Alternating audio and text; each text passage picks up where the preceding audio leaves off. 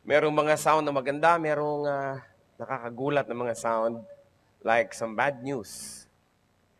At sa atin po ngayong pag-aaral, we're going to have a review from the New Testament. And it's about a very bad news, which also turned into a good news. What fathers bring home can bring prosperity or poverty. Kung anong inuuwi ng mga tatay, ng mga heads of the family sa kanilang bahay, pwedeng good news, pwedeng bad news. Fathers can bring home peace or trouble. Fathers can bring blessings or curses, happiness or sadness. Jairus, a father who took blessings home. Yan po ang ating pag-aaral. Heavenly Father, we thank you that you take us home with you and that you allow us to bring home blessings from you. As we partake of your word today, O God, we ask you to please give us peace. Kung sino man nangangailangan ng kapayapaan, Panginoon, sino nangangailangan ng sustenance, health, security, forgiveness, sa iyo lang kami lumalapit para ito, Panginoon, aming makamtan. We recognize our nothingness before you. So we pray that you may make something out of nothing because of your word. We empty our hearts of the world and ask you to fill us with your word. Like empty cups, we fill our hearts and with your word, O God. We lift up our hearts to you. May your words be our food, our medicine, our strength, our sustenance. And we pray that you may speak powerfully to us, O God. Sa amin pong nanariwa ng isang kasaysayang madalas na naming pinag-aaral-aralan, turuan mo kami ng mga bagong mga application sa aming buhay. Tunay na hindi maubos-ubos ang hiwaga ng iyong salita, ang kapangyarihan nito, Panginoon. Turuan niyo po kami ngayon. Turuan niyo rin kaming magkaroon ng kapayapaan. Kung ano man maaaring humadlang para magkaroon kami ng mapayapang puso, we surrender at the feet of the Lord Jesus and we ask you, Father, let your peace remain in us. Let your peace rule in our lives, especially now when we want to hear your voice. We reject, rebuke, and drive away any presence of evil, and we ask you, Holy Spirit, please enable us to see the unseen, to hear the unheard, and we pray that you may enable us to understand and apply this in our lives. Be our speaker, Father. Take over this activity. We are your people. We surrender to your power. Let your will be done. In Jesus' name we pray. Jairus, a father who took blessings home. Iba-iba naman talaga inuuwi ng mga tatay. Kumisan inuuwi kerida. Kumisan problema. Madalas blessings. Madalas provisions. Kumisan bad news. Natalo ako sa sabong, hindi ko mag-enroll ngayon. Pero ano-ano kayang inuuwi ng mga tatay dapat? We take a look at one father, Jairus.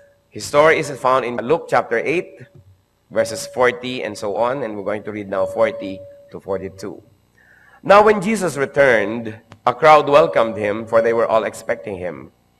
Then a man named Jairus, a ruler of the synagogue, came and fell at Jesus' feet, pleading with him to come to his house, because his only daughter, a girl of about 12, was dying. As Jesus was on his way, the crowds almost crushed him. So here, a very dramatic story unfolds before the eyes of so many people. The Lord was surrounded by eager crowds because of the fame that he has already been known for. Because people were getting healed, he was feeding people, there was lots of miraculous things happening. So there was this large crowd that were crashing near him, that he was almost crushed. So Jairus came and fell at his feet, pleading. Sa karamihan ng tao, nagsisiksikan, nagkakagulo, biglang kala mo nahati yung crowd, merong dumating na isang taong binayagan nilang makalapit kay Jesus, bagamat napakaraming gustong lumapit, at ito'y nagpatira pa, lumuhod sa harapan ng Panginoon, and he was pleading. He had a very, very important case to bring to the Lord. Ang kaisa-isa niyang anak, at ito ay babae, about 12 years old, was dying. Ano ang hindi niyo gagawin para ihanap ng lunas ang inyong anak na naghihingalo, na nasa pinto ng kamatayan? At ano alam natin sa kanya? He is a ruler of the synagogue, therefore he is well-known, he is prestigious, and religious. At ma-appreciate po natin ang ginawa ni Jairus sa pagpapakahamak sa harapan ng Panginoon, sa harapan naman ng napakaraming saksi. Kung aalalahanin natin that the status of Jesus at that time was that of an outsider as far as the temple was concerned. As far as official religion was concerned, Jesus was a colorum. Jesus was illegal. Jesus was not the real thing. Isa siya sa napakaraming mga pinaghihinalaan ng mga false prophet. Galing pa naman siya sa mahirap na pamilya, sa mahirap na probinsya, sa isang mahirap na bansa. He never went to a big university. He had no PhDs, no credentials. His friends were poor people like him. Never went to high school, never went to theology schools, and yet they were teaching things that were very religious in nature. So the official temple, steeped with tradition, and of course, always thinking of credentials, kanino ka nag-aral, ilang units, ano ang natapos mo, gaano karami ang na-memorya mo, this and that. Ang pagtingin sa kanya ay isang pretender, isang wannabe, isang nagpipilit, trying hard. One of the many voices in Palestine that were trying to win hearts and minds. At ang mga sumusunod kay Jesus noon ay hindi yung mayayaman, kundi mahihirap. Ang mga bakya crowd ang nagkakagulo sa kanyang mga gatherings, sumusunod-sunod sa kanya, mga prostitutes, mga tax collector. Ang kanyang mga disciples were fishermen, tax collector, mga credential na hindi nakakahanga sa standards ng lipunan. So it was not considered a very prestigious thing to go to any Jesus gathering. Lalong-lalo naman yung lumuhod sa kanya, ang isang leader ng synagogue o ng religion. Siya ay ruler ng isang local church doon sa bayan na yon. Tinitingala, kinikilala, pagkatapos yung pala, luluhod-luhod sa harap nitong si Jesus of Nazareth. Remember that we worship Jesus now as the Son of God, as the Lord of Lords, King of Kings, but at that time it was not yet a fact among the people. Siya ay pinagdududahan, mababa ang pagtingin, at ang lahat ng susunod sa kanya, ganun din ang nagiging pagtingin ng lahat. But notwithstanding all this, Jairus went to Jesus and knelt before him. Nakita ng lahat. Never mind na mawalan siya ng trabaho, mawalan siya ng tagahanga, maipatawag siya ng nakakataas, bakit niya ginawa yon? Pero siya ay may pananampalataya kay Jesus at siya may pangangailangan, naghihingalo ang kanyang anak. He humbled himself publicly before the Lord. So what do we know of Jairus at this point? That Jairus went past the crowd to Jesus. Nilampasan niya yung crowd, hindi yung nakakahiya yata sa mga tao, baka may masabihin tungkol sa akin, para yatang ganito, parang gano'n. Nalampasan niya yon at nakarating siya kay Lord. You know what parents would do for their children, especially if they had faith. So, sinusundo niya, sumama po kayo sa akin at ang aking anak na dalagita ay naghihingalo. The Lord went on the way to Jairus' house. At habang namang sila ay patungo doon, lalong dumami ang mga taong curious. What do we know about the Lord? Sa konting mga pangyayaring ito, may nalaman tayo kung kay Jairus, meron din tayong nalaman tungkol kay Lord, that the Lord accepts people's invitations. Kung siya ay niyayaya, siya ay pupunta.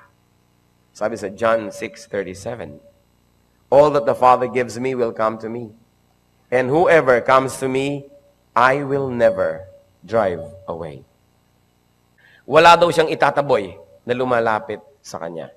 At habang sila naglalakad, another episode takes place, which of course we will not discuss now. And let's jump to the continuation of the story, Luke 8:49-50. While Jesus was still speaking, someone came from the house of Jairus, the synagogue ruler. Your daughter is dead, he said. Don't bother the teacher anymore. Hearing this, Jesus said to Jairus, don't be afraid. Just believe, and she will be healed. So a messenger came. Papunta na sila doon sa bahay, may sumalubong, galing sa kanyang bahay. Jairus, being a ruler of the synagogue, must have been a rich man, or richer than the others. And it was common practice then, as it is now, even in this country, na kung may kaya ka, nandyan yung mga kamag-anak mo nakapaligid sa'yo, nakatira kayo sa isang compound, ikaw yung dato ng lahi, Papakain ka, nagpapaaral, tumutulong, ganyan-ganyan. So, it is not impossible na gano'n ang situation ni Jairus. That there were people who lived in his compound, and a lot of them mostly relatives. And mostly, they also behaved like servants. That was the tradition. Kasi, siyempre, merong nangunguna, siyang sumasagot sa lahat ng mga gasto, siyang nasusunod. So, everybody gives you extra respect because of the care that you give them. Then one of these people came at sinabi, your daughter is dead. Pero pa ba namang sasakmalak na madinig na balita kaysa dyan? Yung namatay na ang iyong anak. Sabi, don't bother the teacher anymore. Ito po mga sentences na to loaded. It is possible that the family of Jairus was not in favor of Jairus going to Jesus and bringing Jesus to their house. Bakit? Yung prestige ng kanilang pamilya ay mapapalagay sa panganib. Baka mawala pa yung office ni Jairus, mawalan din siya ng kapangyarihan, pati yung mga umaasa sa kanya, ay mawalan ng aasahan. Kaya maaaring hindi nila gusto na si Jesus ay makarating sa kanilang bahay. Kaya bagamat totoo, kamamatay-matay pa lang siyempre ng bata, kalalagot-lagot pa lang ng hininga, malay naman nila kung bumalik yun o himatay lang. Pero sabi niya, huwag mo nang papuntahin sa bahay. Huwag na natin siyang abalahin. Total, patay na ang bata. Hindi natin alam how sincere this messenger is, but what we know is, the messenger was trying to stop Jairus from bringing Jesus home. He was very presumptuous also. Hindi na lang siya magbalita na namatay na po. Sasabihin pa niyang huwag niyo nang dalhin sa bahay ang teacher. Yung nagdidirect pa siya ng gagawin nung pinagsalitaan. Hindi niya hayaan yung tao mag-decide kung anong gagawin. Sabihin lang niya kung ano yung news. Maraming tao ganyan eh. Dinidirect ka niya, ikokontrol ka niya. Imbes sabihin lang sa iyo yung mga katotohanan, ikaw mag-decide kung anong gagawin mo, kasama na rin yung direction what to do. So the Lord heard the news, which was not really just a news, it was really an editorial. May kasama ng opinion. And the Lord said, don't be afraid. Tandaan nyo itong linya na ito. Just believe. Yan ang dalawang sinabi ni Lord kay Jairus. Don't be afraid. Just believe. Yung just believe can read, do nothing else but believe, or have nothing else but faith. Sa Mark 9:23, meron pong lumapit kay Lord, if you can, pagalingin niyo naman kami. At sabi ni Lord, if you can, said Jesus, everything is possible for him who believes. So bakit mo ako sinasabihing, if I can, ang itanong mo sa sarili mo, do you believe? Sabi ni Lord, if I can, why can't I? Everything is possible for him who believes. And the Lord's third sentence to Jairus was, she will be healed. Sabi niya, don't be afraid, just believe, she will be healed. Biruin niyo sa isang iglap, dumating yung very bad news, your daughter is dead. Pagkatapos ngayon, a very good news, she will be healed. Kung sino ang pakinggan niyo, at sinong paniwalaan ninyo, yun ang magiging itsura ng mukha ninyo, ng inyong puso, ng inyong buong pagkatao. Kaya napakahalaga, tinitingnan natin, sino bang pinapakinggan ko, sino bang pinapaniwalaan ko. Because it determines if you'll be happy or not in this life. And then the party proceeded. Sige, tuloy ang grupo patungo sa bahay ni Jairus. What else do we see Jairus doing? Jairus went past his household to Jesus. Kanina, Jairus went past the crowd to Jesus. Never mind what the crowd would say, I'll go to Jesus. Now, never mind what my family will say, never mind what the clan will say, I'm going to bring Jesus home. Dalawa ang nalalampasanan niya na malaking mga sagabal. Let's keep on reading. Luke 8:51 up to 53. When he arrived at the house of Jairus, meaning the Lord, he did not let anyone go in with him except Peter, John, and James, and the child's father and mother. Meanwhile, all the people were wailing and mourning for her. Stop wailing, Jesus said. She is not dead, but asleep. They laughed at him, knowing that she was dead. So the Lord arrived at the house. This is the continuation of the story. And the crowds were not allowed to go in. Ang mga tao, saan daw pupunta? Saan daw pupunta? Siyempre, osyoso ang mga tao, nadidinig nilang usapan. Ang dami nilang kasama ngayon patungo doon sa bahay ni Jairus. Parang agos ng tubig yung mga tao, kasabay nila. Pero, walang pinayagan si Lord na pumasok ng bahay except Peter, James, and John, and the child's father and mother.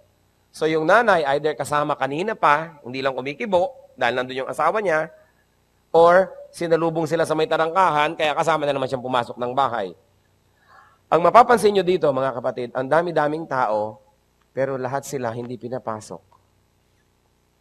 Nung mangyayari na yung mirakulo, nung mangyayari na yung malaking bagay, puwera sila. Hindi sila kasali. Nakikita kasi ng Panginoon ang intensyon ng puso nila, mga nag-uusyoso lang. Hindi sila talaga nandun dahil sa pananampalataya, iniwan sila. And of course, alangan naman papasukin lahat, di sumabog yung bahay, may sakit pa naman o patay na nga yung bata. So the crowds were left behind, at pagpasok nila sa bahay ni Jairus, the people in the house were wailing and mourning. This was a tradition. Iyakan ng iyakan, ngalngalan ng ngalngalan.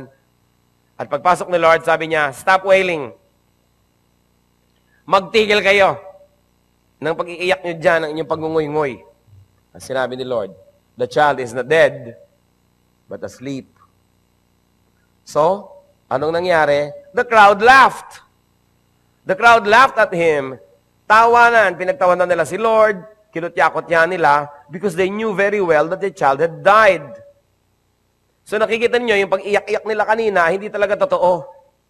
Dahil kung talagang nalulungkot ka, hindi ka naman pwedeng bilang matawa. Kahit may nakakatawa kang marinig. Hindi naman nakakatawa yung sinabi. Kung talagang mahal mo yung bata, aasahan mo, gusto mong paniwalaan yung sinabi na yun kahit alam mong hindi yun ang nangyari. Pero ibig na ibig mong paniwalaan yun at gusto mong mangyari yun. So you see once more the hypocrisy of the people who were around Jairus. Siyempre, pag may kaya ka, medyo mayaman ka, maraming nakikiiyak pag namatayan ka. Pero gaano karami dun yung totoo?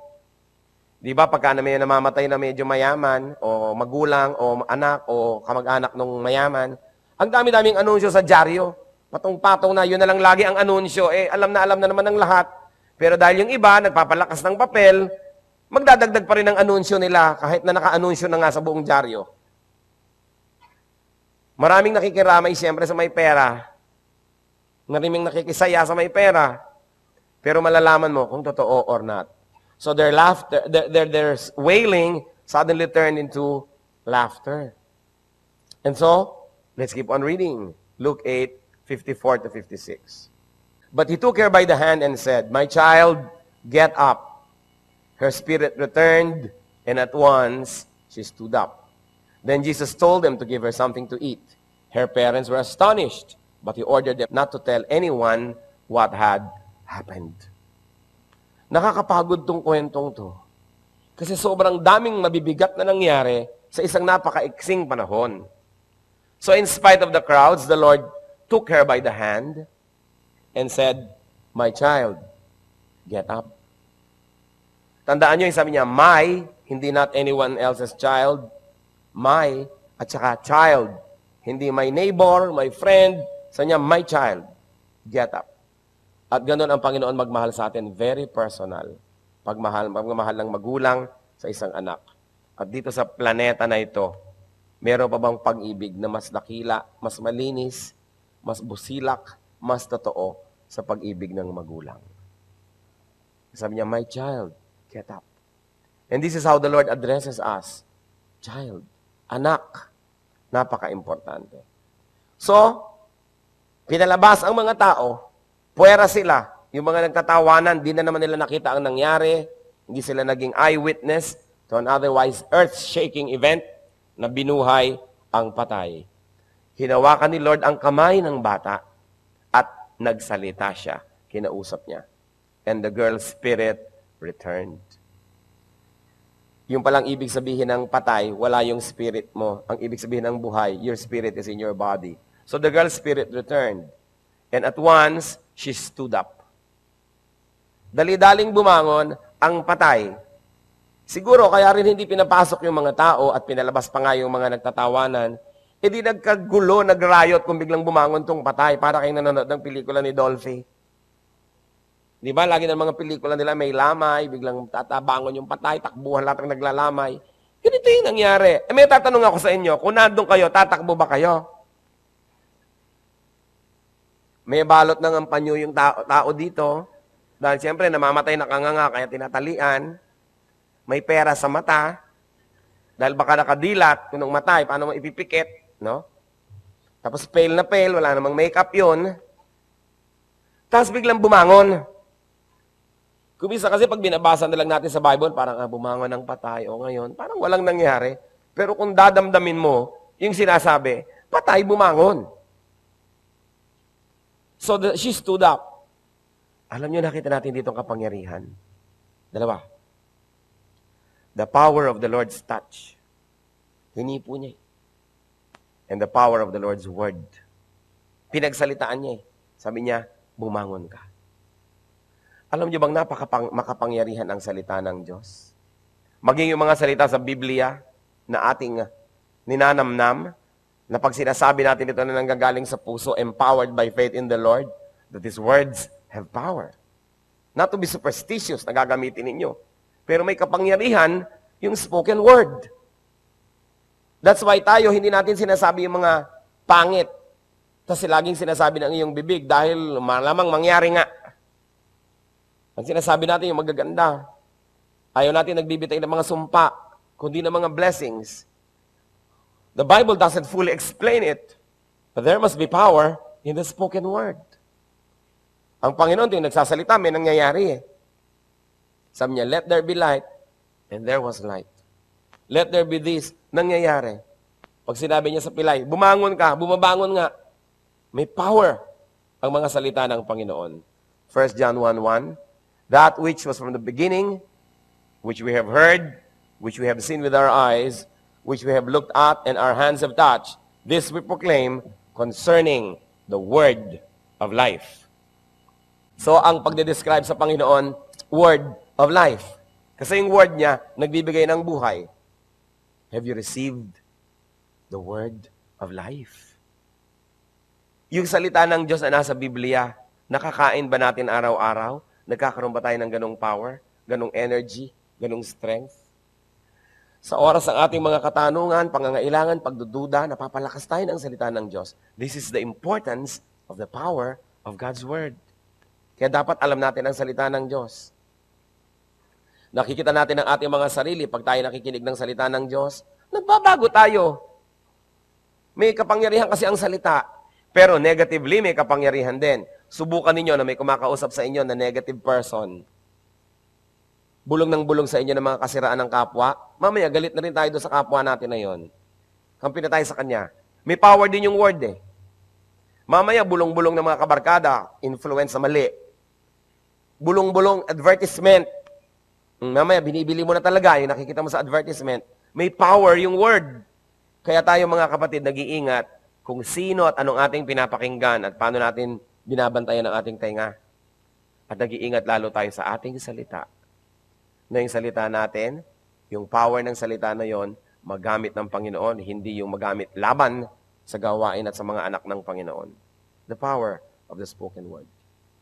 So sabi ni Lord, bumangon ka at bumangon nga ang bata. And the Lord told them to feed her. Sabi, pakanin ninyo ang bata. Sa kaguluhan, siyempre sa ka-excited na ng lahat, malilimutan nila na yung bata ay dapat pakanin. Bakit?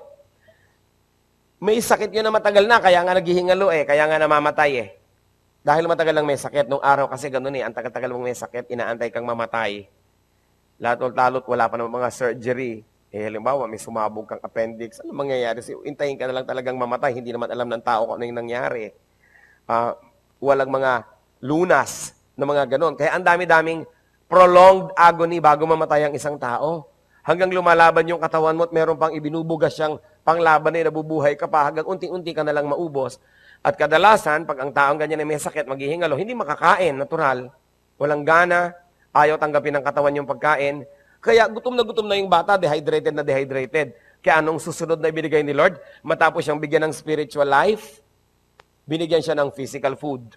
Sabi, pakanin ninyo. What do we know about Jesus here? Na kung siya ay nagmi-minister sa atin, kompleto. Physical, spiritual. Hindi lamang yung nabigyan ka na ng spiritual food, kakalimutan na yung physical need mo. So tayo din, when we minister to people, we think about these things. Yung kompleto. Practical, complete, sensitive, sensible, and timely. At pagkatapos, the Lord ordered the parents to be discreet. Sabi, huwag niyong ipapamalita kahit kanino ang nangyaring ito. Why? Obviously, the Lord did not want people to come to Him just because of miracles.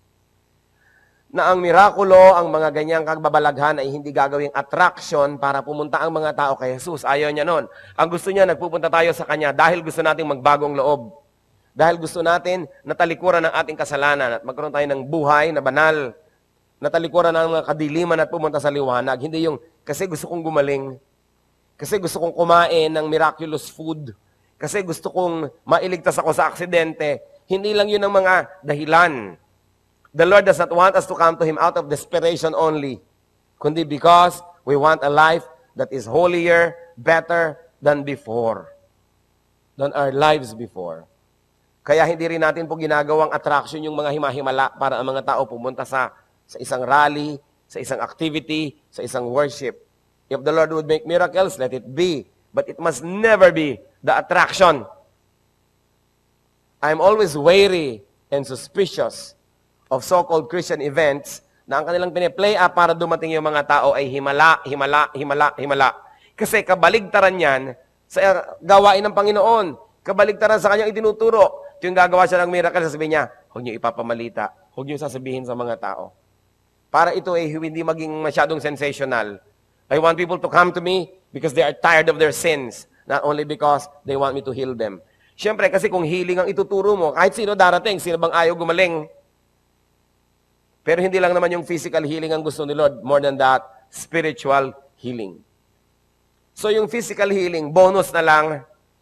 Dumating man yun, hindi. Kung na-heal ka spiritually, that's the important thing. Kaya sabi ni Lord, huwag niyong ipapamalita. Hindi yan ang dahilan na gusto ko para ang tao maglapitan sa akin. Maiksing istorya. Kagila-gilalas na istorya. Pero may tanong ako sa inyo, do you have a dead daughter at home? Hindi, wala naman akong anak na babae. Talinghaga na lang yon. May patay ba sa inyong bahay? Without Christ, people are dead. Ang sino mang tao na hindi pa tumatanggap kay Kristo bilang Panginoon at tagapagligtas ay patay. Ang sino mang tao na wala sa kanyang puso ang Panginoong Jesus ay patay. Sino mang di naniniwala na si Jesus ay Diyos at namatay para sa tao at nabuhay na muli at ang aasa tatawag sa kanya ay maliligtas, yung hindi naniniwala na yon ay patay. Kaya ang tanong ko, may patay ba sa inyo? John 3:36, whoever believes in the Son has eternal life, but whoever rejects the Son will not see life, for God's wrath remains on him. Ang poot ng Panginoon nananatili sa tao na hindi naniniwala kay Kristo. Bakit? Kasi pag naniwala ka kay Kristo, yung poot ay nalilipat kay Kristo, kaya nga siya ang namatay para sa poot na yon. Pero kung hindi ka naniniwala kay Kristo, saan lilipat ang iyong kasalanan? Saan lilipat ang poot ng Diyos? Nasa iyo pa. Kasi wala kang tagapagligtas, walang umako ng iyong kasalanan, wala kang Savior. That's why, if you do not believe in Jesus, the wrath of God remains in you. That means that before we believed in Jesus, the wrath of God was in us. Nawala lang yun, nalipat. Nung naniwala ka kay Kristo, inilipat sa Kanya yung parusa. Kaya siya namatay para sa atin. Eh kung wala si Kristo sa iyong buhay, sino ang namatay para sa iyo? Sino ang mamamatay para sa iyo? No one. That's why the wrath of God remains in you. Kaya patay ka, paano ka mabubuhay if God has wrath in you? That's why it's important to have Christ. 1 John 5:12, he who has the Son has life. He who does not have the Son of God does not have life. Ang linaw-linaw naman yan. Si Jesus yung life. Pag naniwala ka sa Kanya, kukunin niya yung death mo kasi you are dead in sin. Papalitan niya yung life niya. At yung death mo naging Kanya, kaya siya yung namatay. Kaya nung naglalakad si Lord, sabi ni John sa kanyang mga followers, look, the Lamb of God that takes away the sins of the world. Tanong, how does the Lamb of God How does Jesus become the lamb, the offering? Alam nyo kasi yung mga lamb, pagka i-offer nun sa Israel, hahawakan nyo sa ulo. Inililipat ko sa iyo ang mga kasalanan ko. Inililipat ko sa iyo ang kasalanan ng buong sambahayan ko. Nasa iyo na, patayin na. Tsak, pinatay ang tupa. Siya ang namatay dahil sa kasalanan namin. Yun yung ritual sa Israel. Pero siyempre, yung ritual na yon ay isa lamang pahayag, isa lamang na preview nung totoong mangyayari. Hindi talaga totoong lumilipat sa tupa yun. Nagkakaroon lang yun ng bisa kung nananampalataya yung gumagawa ng ganong ritual doon sa darating na tunay na tupa ng Diyos, kordero ng Diyos, Lamb of God, na ililipat natin yung kasalanan natin sa Kanya at mamamatay siya, naligtas tayo.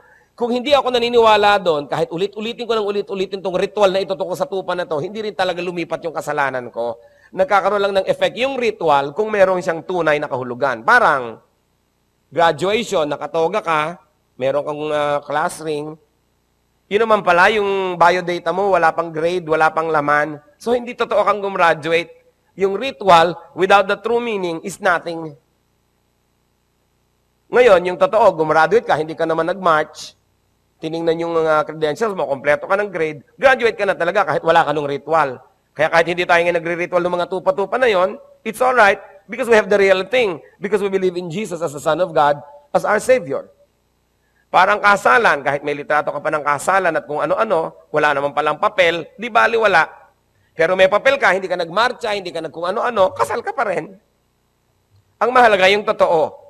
Ang totoo, si Kristo ba ay tinanggap mong Panginoon at tagapagligtas? Ibinigay mo ba sa Kanya yung kasalanan? Kinuha mo ba ang Kanyang kabanalan? Nagpalit ba kayo? Kaya kami Savior? Yun yung totoo. Kaya sinasabi, he who does not have the Son does not have life. Why? What you have is death. Dahil sino ang magbabayad ng kasalanan mo? Napaka-importanting katotohanan. So, do you have a dead daughter at home? Do you have a dead daughter at the office? Yung mga office mate nyo, masasaya nyong mga kasakasama, patay ba yan? Baka naman sabihin nyo bukas, huy, patay ka pala. Huwag naman kayong tactless. Alam na natin yun, nagkakaunawaan tayo. Pag wala si Kristo sa kanila, hindi nila tinanggap na Panginoon tagapagligtas, patay sila. Kaya dapat silang mabuhay. Kailan lang sila nag-uumpisang mabuhay? Nung tinanggap nila si Jesus, Panginoon at tagapagligtas, kinuha ni Jesus ang kanilang kamatayan, inilagay sa sarili niya at siyang namatay, ibinigay ni Jesus ang kanyang buhay, nagkaroon ka ng buhay, kaya buhay ka na. Napakahalaga ng mission natin, mga kapatid. To share life. Hindi pwedeng solohin. Hindi pwedeng, naku, talagang relihiyon, kanya-kanya yan. Hindi pwede. Mahalaga, tayo ay nagdadala ng mga kaluluwa kay Jesus. Kaya ang tanong, who do you bring home? Sino ang inuuwi nyo? Si Kristo ba o si Taning? Pag uwi nyo mamaya, sino-sinong uwi nyo? Pag umuwi kayo galing opisina, galing eskwela, sinong uwi nyo sa bahay? Dahil lagi naman tayo may inuuwi. Ang mahalaga, gagayahin natin si Jairus. You go to Jesus and bring him to your house. Siyempre, may mga pipigil. May mga tao, nakakahiya yata. Magpa-practice ba ako ng faith? I-announce ko ba to one and all that I believe in the Lord Jesus? Tapos pupunta ako wherever the Lord is. Pupunta ba ako sa mga worship, mga Bible study, kung saan-saan. Tapos iuwi ko yun sa bahay. O anong iuwi ko? We have to decide. Do you seek the Lord to bring him home? Look at the efforts of Jairus. Not easy efforts. But the dead girl in her house lived. Sino ang magmamalasakit sa mga kasambahay nyo? Sino magmamalasakit sa mga kaibigan nyo, office mates nyo? Kaya kayo inilagay ng Lord doon sa community na yon, kayo ang may contact sa mga yon, pananagutan nyo sila.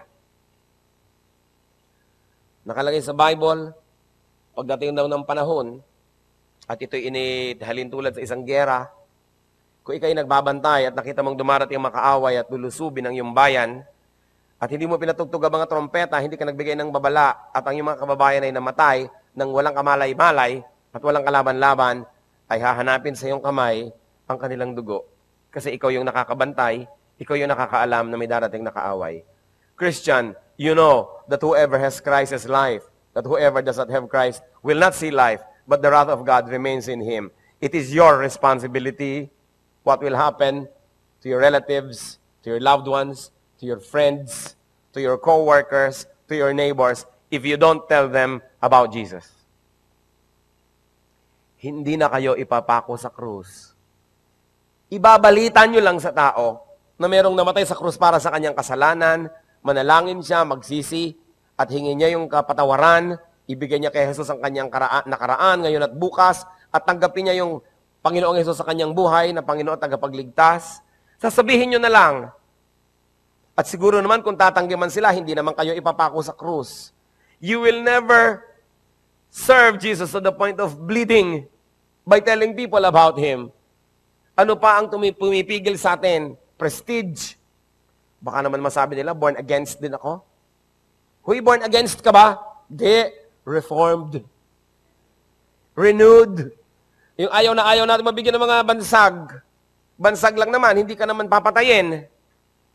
Hindi ka makapag-share para ka, baka hindi ka naman imbita sa party, baka mapagsabihan kang square, hindi ka na cool, kung ano-ano pa. Tingnan yung ginawa ni Jairus. In spite of his rank, in spite of his religious position and convictions, in spite of his social status, nagpatira pa siya sa harap ni Kristo, sa harap ng iba. Never mind the people. Bakit nyo bibigyan ng halaga yung sasabihin ng tao? Hindi naman bubuhayin ng mga tao yung anak niya. So ngayon, bakit natin bibigyan ng halaga yung sasabihin ng mga tao?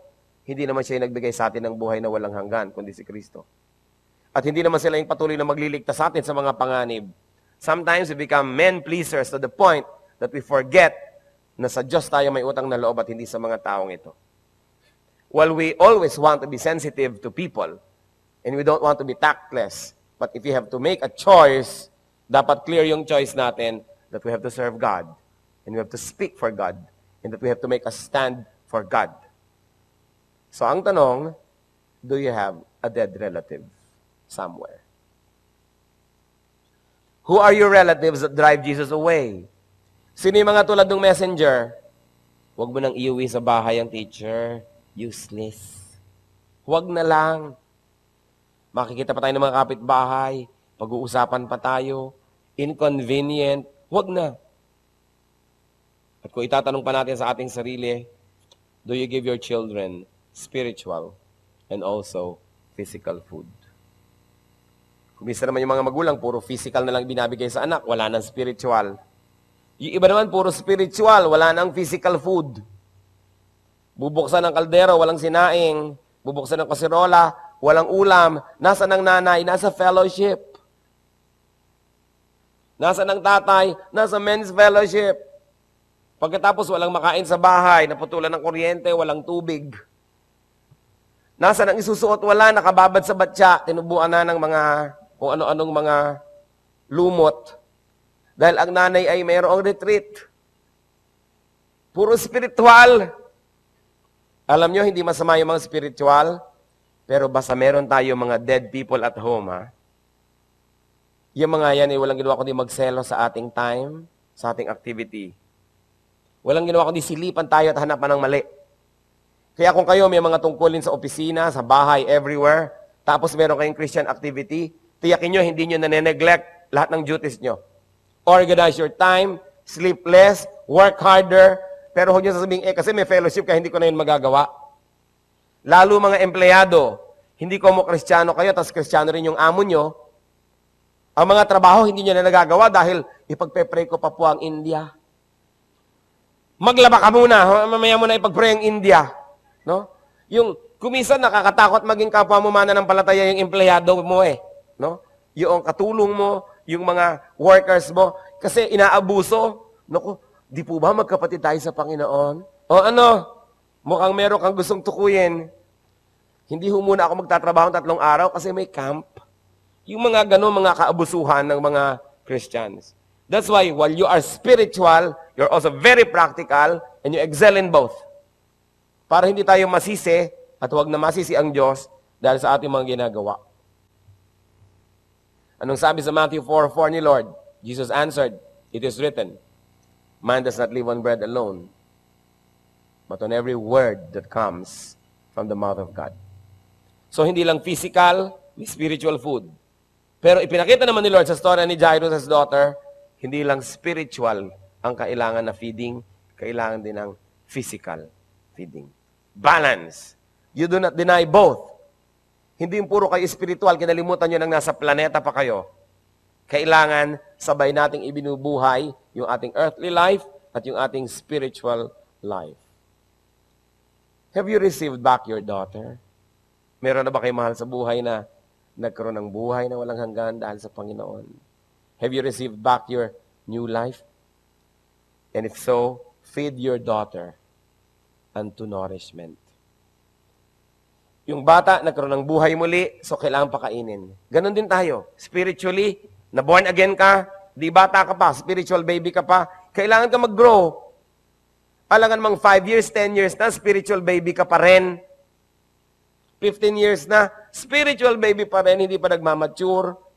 Alam niyo yung difference ng mature Christian sa hindi. Pag pinapakain ka pa, tinutulungan ka pa, ipinapanalangin ka pa, baby ka pa. Pero pagka nakakatulong ka na sa iba, nakakapagpakain ka na sa iba, habang pinapakain ka rin ng iba, kasunod yon, mature ka na.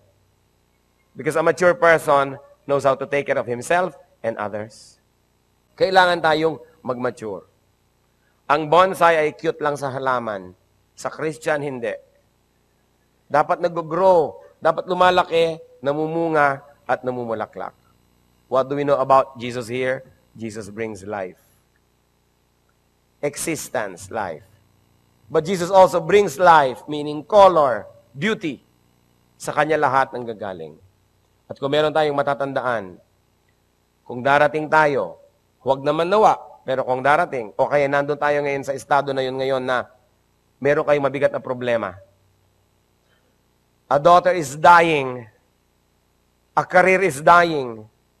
Your hope is dying. Tandaan niyo yung sabi ni Lord kay Jairus, only believe. Have nothing but faith.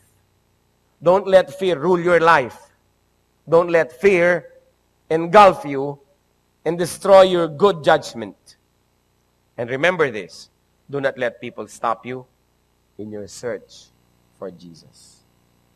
Kahit sino yon, huwag niyong payagan na pigilin kayo sa paglapit kay Jesus. So bring to Jesus and bring Jesus home to your dead, to your dying, to your sick, infected, and undernourished loved ones. Indeed, Jesus is the answer. Ano ba mga problema ng tahanan? Nagkakagulong mag-asawa, nagda-drugs, nagbibisyong anak, nagpi-premarital sex ng mga anak, hindi makapag-aral, puro lakwatsa, finances, no? Sometimes interpersonal relationships within the family or with lolo, with lola, with neighbor. Ano ba? Mga kasakitan, pagdalaw ng mga masasamang espiritu. Ano ba ang mga problema ng pamilya? Meron ba yan na hindi kayang tugunin ni Kristo? No. No problem is too big for Jesus. Because Jesus is bigger than our biggest problems. Even death is not a problem to the Lord. Because Jesus is life. So bakit nating papayagan yung mga problema dumami? Halimbawa, pangit ang communication ng pamilya. Bring Jesus into your home. Let the love of the Lord rule, and let decency and caring and affection rule. Bring the light of the gospel at home. Gawin ninyo yung mga utos ng Panginoon, ang standard sa bahay na sinusunod. Hindi lang yung standard ng tradisyon ng pamilya na yon, o sinabi ng breadwinner, yung salita ng Panginoon. Because the true head of the house is Jesus Christ. Jesus is the answer. Can you think of a problem at home na hindi si Lord ang solusyon? Siya pa rin. Let's bow before the Lord and think about that reality. Only believe. Have nothing but faith. And bring Jesus to your home. Let Jesus sort out problems. And let Jesus be our provider, our healer, our friend. Silently you pray to the Lord. Meron ba kayong gustong ipag-pray na dead loved one? spiritually, or dying, mga ugali, mga hirap ng loob, mga pagsisikmatan at mga gulo ng pamilya, problema na hinaharap ng pamilya, ilapit niyo sa Panginoon ngayon. The Jesus that Jairus met is the same Jesus who is here today. And we're going to pray. And we're going to bring him home. Only believe. Do not fear. Pray silently.